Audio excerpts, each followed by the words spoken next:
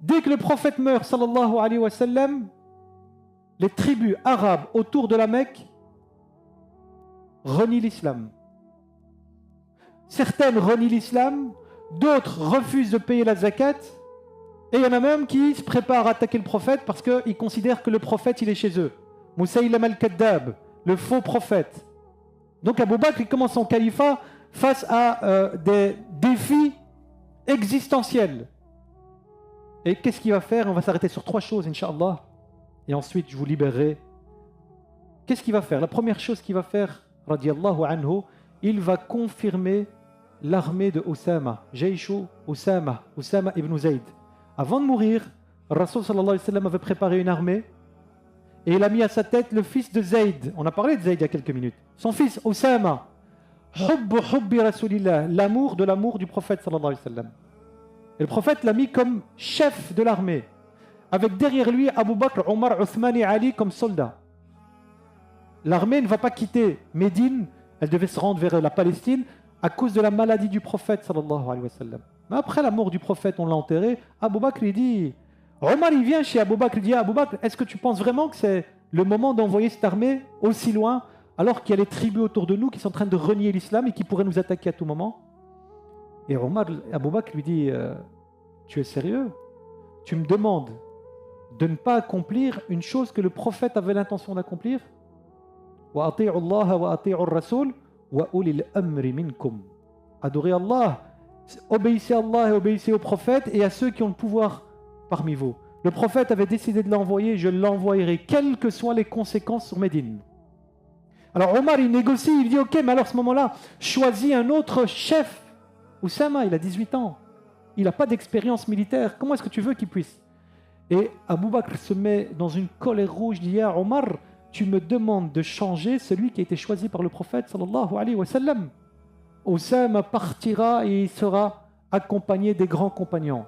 Et l'armée d'Oussama partira. La seule chose que fera Abu Bakr, c'est de demander l'autorisation à Oussama ibn Zayd de garder Omar à ses côtés pour qu'il l'aide dans sa fonction de calife.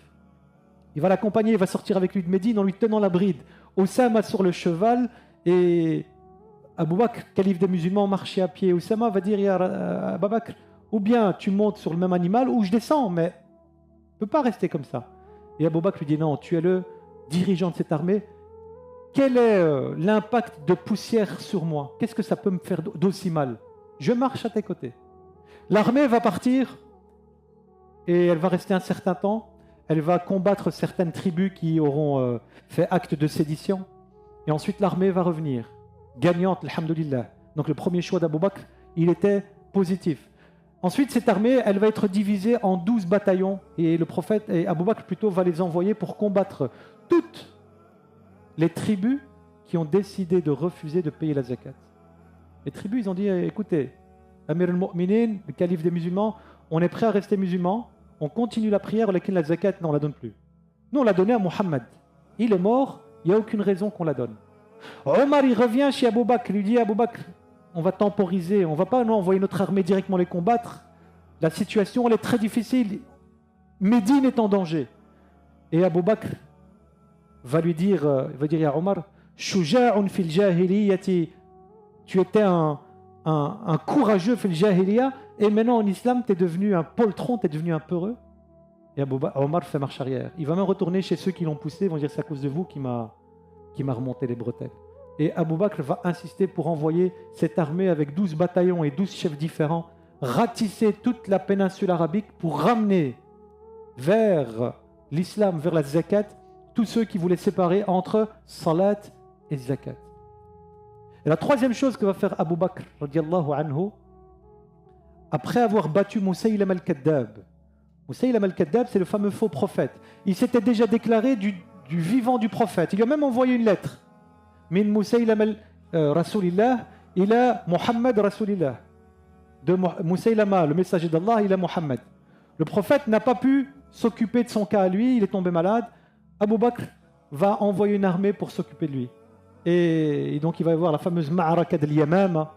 Donc c'est un grand jardin qui s'appelle el-Yamama. Et les musulmans vont arriver à éliminer Moussaïlam al-Kaddab et son armée. Durant ces fameuses batailles, plus de 700 compagnons vont mourir. Radiallahu anhum. Sur ces 700 compagnons, 70 étaient mémorisateurs du noble Coran. Huffad al-Qur'an. Et Omar al-Mulham, l'inspiré, il va chez Abu Bakr. Il dit à Abu Bakr, ya Amir al-Mu'minin, on a 70 mémorisateurs du Coran qui sont morts. Il faudrait qu'on mette Al-Qur'an par écrit, qu'on rassemble tous les écrits pour qu'on l'ait. Comme ça, si demain tous les mémorisateurs meurent, on a le texte, on a un support physique. Et Abu Bakr il dit, mais Omar, comment tu veux que je fasse une chose que le prophète n'a pas faite? Les Mécois et les musulmans, ils étaient de tradition orale, ils apprenaient par cœur. Il y avait plein de compagnons qui connaissaient le Coran par cœur. Mais par écrit, on ne l'a jamais rassemblé dans un seul corpus. Et Omar radiallahu anhu, il va tellement insister auprès d'Abu Bakr qu'il va arriver à le convaincre. Et ils vont réfléchir à qui choisir pour s'occuper de l'assemblage du Coran. Et d'après vous, ils choisissent qui? Zayd ibn Thabit, le fameux Zayd qui a étudié l'hébreu en 17 jours. Le fameux Zayd qui a pris la main d'Abu Bakr.